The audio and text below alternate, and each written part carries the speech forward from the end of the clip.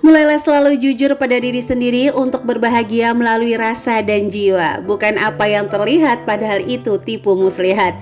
Assalamualaikum warahmatullahi wabarakatuh. Ahlan wa sahlan di channel Keluarga Bun Ai, keluarga yang bercita-cita selalu bersama sampai surga. Amin amin ya robbal alamin.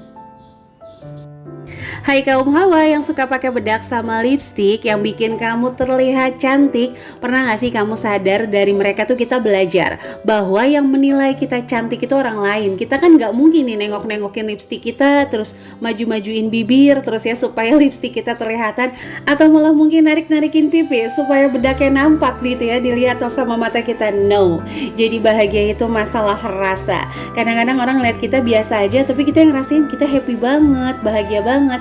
Nah itu sih yang paling penting. Makanya jangan pernah lupa minimal 2 minggu sekali untuk merelaksasi diri kalian. Ngaca, tapi jangan bilang hai kaca cantikan aku atau si bawang putih.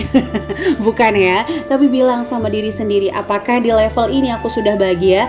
Apakah pertambahan usia ini sudah membawa manfaat? Apakah banyak hal yang aku lakukan sia-sia? Jadi terus merelaksasi diri sehingga diri ini itu terbentuk oleh hal-hal yang berubah dan ujung-ujungnya insya Allah akan terus berubah menjadi arah yang lebih baik. Aduh, di tanggal 5 ya langsung dikultumin sama si Bunai. Sabar-sabar ya, mudah-mudahan tetap bersabar sesabar kamu yang belum gajian menuju tanggal 10. Karena banyak juga yang komen, Bun Ai aku gajiannya tanggal 10. Wah gak apa-apa, jadi sultannya mungkin agak jauh lebih lama lagi ya. Oke, tanpa berpanjang-panjang langsung aja kita bahas untuk kebiasaan yang terkadang membuat kita itu selalu gak ada uang. Yang pertama, meminjamkan uang kita kepada orang yang salah. Yes teman-teman, kadang-kadang rasa gak enak, rasa diiming-imingi, ya kak masa sih gak punya, selalu bilang kalau kamu memang punya uang langsung ngomong aku punya uang tapi untuk hal lain. Jadi jangan bilang juga, nggak perlu untuk menghindari mereka kita melakukan sebuah kemaksiatan dengan ngomong nggak punya uang. Itu bahaya juga sih, takutnya Allah catat jadi nggak punya uang beneran, katanya kan kayak gitu ya. Jadi yang perlu kita lakukan adalah jujur. Kita ada uang, tapi mohon maaf banget untuk hal yang lain, untuk berjaga-jaga di hal yang lain. Tapi aku nggak enak Bun Ai, apalagi mungkin teman dekat atau misalnya sahabat dekat. Kalau kamu percaya dia orangnya bertanggung jawab, is okay, nggak ada masalah. Karena menghutangi orang itu pahalanya luar biasa ya. Bun Ai pernah dengar salah satu ceramah Ustadz bahwa ketika kita menghutangi orang lain itu tuh kayak pahala sejumlah uang tersebut. Kalau udah jatuh tempo dia belum bisa bayar, terus kita kasih keringanan, terhitung 2 kali dari jumlah uang tersebut. Jadi kalau minjeminnya 1 juta nih, seolah-olah setiap harinya kita bersedekah 2 juta rupiah. Masya Allah, tabarakallah, baiknya Allah ya. Tapi meminjamkan sama orang yang salah itu ibarat kamu nih punya penyakit yang harusnya dioperasi, cuman kamu kasih antibiotik terus, atau mungkin nih mohon maaf banget kamu yang ngerasain sakit cuma dikasih pereda. Next itu akan kumat lagi. Jadi dia akan baik kalau pas dipinjemin aja. Kalau tiba-tiba dia butuh lagi dan kamu nggak pinjemin, itu biasanya ya yang kemarin-kemarin dipinjem tuh dilupain sih teman-teman. Bukan yang maksudnya curhat ya, tapi biasanya seperti itu siklusnya. Ya banyak banget juga kan yang berseliweran bahwa yang ngutang lebih galak dari yang diutangin. Kadang-kadang yang ngutangin nagihnya aja sampai minta maaf ya udah ada belum. Tapi yang ngutang kayak ya ampun segitu aja ditagih. Ya kalau segitu dibayar dong Marimar. Bercanda teman-teman, Marimar mah gak pernah minjem sama Bun Ai ya, paling minjemnya sama Esperanza. Oke dilanjut ya. Jadi kita meminjamkan uang kepada orang yang salah itu benar-benar kayak cuman ngeredain sakitnya mereka sih. Lebih hati-hati lagi karena ingat kita itu berhemat, bekerja giat semata-mata untuk tujuan-tujuan kita yang memang menginginkan untuk bahagia di masa depan, nggak meresahkan orang-orang ketika kita dalam kondisi tak terduga, menjadi perbincangan dikala kita susah. Itu aja sih intinya. Boleh nggak Bun Ai minjemin? Boleh, tapi usahakan tidak dengan orang yang salah, karena ini akan membuat uang kita selalu habis. Ada yang punya pengalaman seperti itu? Boleh langsung tulis-tulis di kolom komentar, berbagi, sharing. Tapi ingat ya, jangan sebut namanya, takutnya jadi gibah. Sebut saja Mawar atau Anton.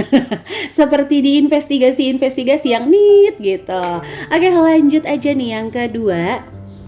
Terlalu banyak self reward. Wah, dikit-dikit ya wajar lah, aku kan udah capek kerja. Ya wajar lah, aku kan punya penghasilan tambahan. Ya wajar lah, aku kan sekarang nyari duit juga. Nah, ini nih yang harus banget kita koreksi.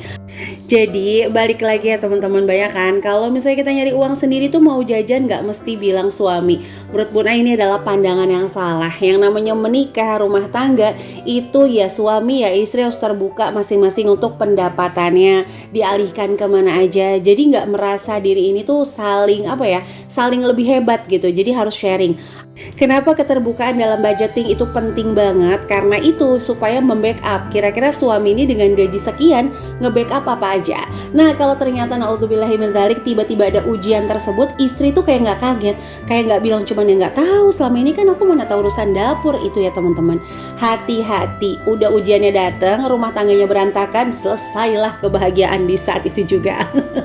Oke lanjut ya. Jadi kalau self reward nih, misalnya kamu yang kerjanya Senin sampai Jumat lah, kan jam kerja itu 8 jam. Oke, kita hitung nih 5 hari kerja dalam jangka waktu 8 jam. Berarti kamu kerja 176 jam. Self rewardnya tiap minggu, tiap pulang kerja, karena ngerasa ya capek lah ya sesekali, cuma 20.000, cuma 10.000. Ingat, itu kalau dikumpulin bisa beli Antam.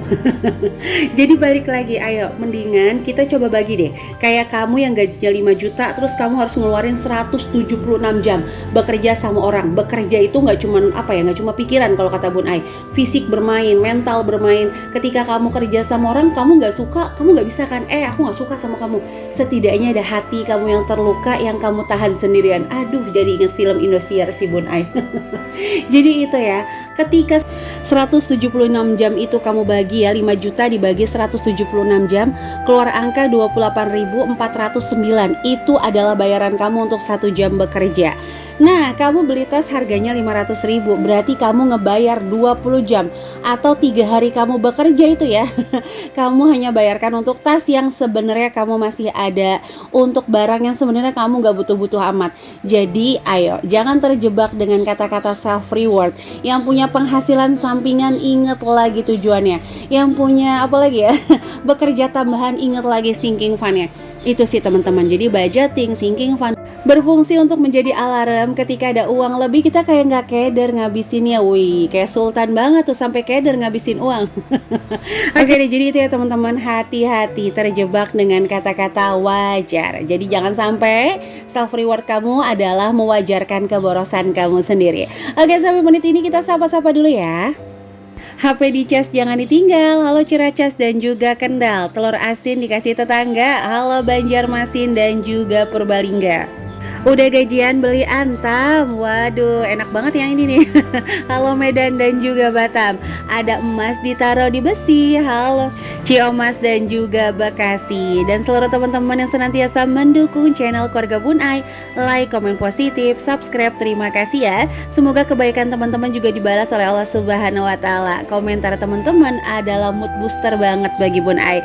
Dan kamu yang gak sengaja baru ngeklik video ini, lanjutkan ya ketidaksengajaan kamu dengan tekan tombol subscribe dan menyalakan lonceng notifikasi sehingga gak ketinggalan kalau Bun Ai upload video terbaru. Oke, sebelumnya juga Bun Ai mau minta maaf dulu nih ya. Jadi buku Bun Ai itu kayak basah teman-teman, nulisnya tuh kayak agak susah. Yang pertama itu, yang kedua ini nulis seperti biasa ya sambil ngegendong baby Agni. Jadi kadang-kadang gak stabil gitu untuk pulpennya. Mudah-mudahan apa yang Bun Ai sampaikan nih di video tetap mudah dimengerti. Amin. Kalau belibet-belibet dikit mah maafin aja ya. Karena yang dubbing nih kan ibu rumah tangga biasa aja, bukan seorang pakar. Jadi harap maklum ya. Oke, lanjut di poin terakhir Bun Ai tutup dengan kita hidup tidak harus dengan standar orang lain. Contoh nih, ada yang rumahnya mewah, pekerjaan suaminya terbaik, terus misalnya sekolah anaknya keren, kerjaannya bagian yang luar biasa. Itu jangan jadiin patokan. Ketika orang melihat kita, masa sih kamu nggak punya, masa sih kamu nggak ada, kamu yang tahu kondisi keuangan kamu sendiri. Ya udah, biarin aja. Mereka menilai kita ada, alhamdulillah. Mereka menilai kita punya, tabarakallah. Jadi kita melakukan hal yang manfaat, bukan semata-mata untuk kaya, tapi menghindari dari hal yang sia-sia. Itu tuh poinnya. Jadi ketika kita melakukan hal yang manfaat, mungkin ada teman-teman yang berdagang padahal suaminya udah oke gitu kerjaannya, Balik lagi ya, bukan untuk kaya nih, udah mulai mengalihkan kegiatan kita dari hal yang sia-sia menjadi yang jauh lebih manfaat lagi. Nah, seperti juga video yang udah Bun Ai share sebelumnya, bahwa kita jangan memperlakukan orang lain kalau kita nggak mau diperlakukan. Kita pun sama. Kalau kita ngelihat orang misalnya duitnya banyak, hartanya berlebih, terus dia nggak mau bagi, pelit, kita jangan pernah bilang, ih pelit banget ya kalau saya jadi dia. No, khawatir masuk dalam segmentasi sombong, karena Saitan tuh bermain tipis banget teman-teman. Dia tahu loh ngegoda manusia lewat jalur A nggak bisa, jalur B nggak bisa, jalur C terus menerus. Jadi khawatir seperti itu. Mulailah untuk hidup dengan standar teman-teman yang tahu nih, kondisi keuangan aku bisanya sekian, ya udah biarin. Orang lain mau ngomong apa, kita cuma amin aja, amin, doain ya, amin, doain ya, gitu aja. Nggak usah marah, nggak usah jadi kayak sok tahu kamu, jangan. Tetap slowly hatinya dijaga supaya lebih bahagia lagi, sehingga hal-hal yang produktif bisa langsung kita lakukan kembali. Jadi itu, mulai buang jauh-jauh, nanti orang bilang apa ya, nanti orang pandangannya apa ya, itu kayaknya mesti dibuang jauh-jauh ya. Karena hal itu terkadang kayak kita nih, kondangan pakai kebaya atau Idul Fitri pakai kebaya, paling kuatnya sejam 2 jam, habis itu langsung ganti daster lagi. Yaps, kadang-kadang yang terlihat mewah itu kalau nggak cocok buat kita juga percuma. Jadi itu aja ya teman-teman yang bisa Bunda sharing untuk hari ini. Mudah-mudahan ada inspirasi yang bisa diambil. Sampai jumpa lagi nih di video-video Bunda selanjutnya. Kurang lebihnya mohon maaf. Wassalamualaikum warahmatullahi wabarakatuh.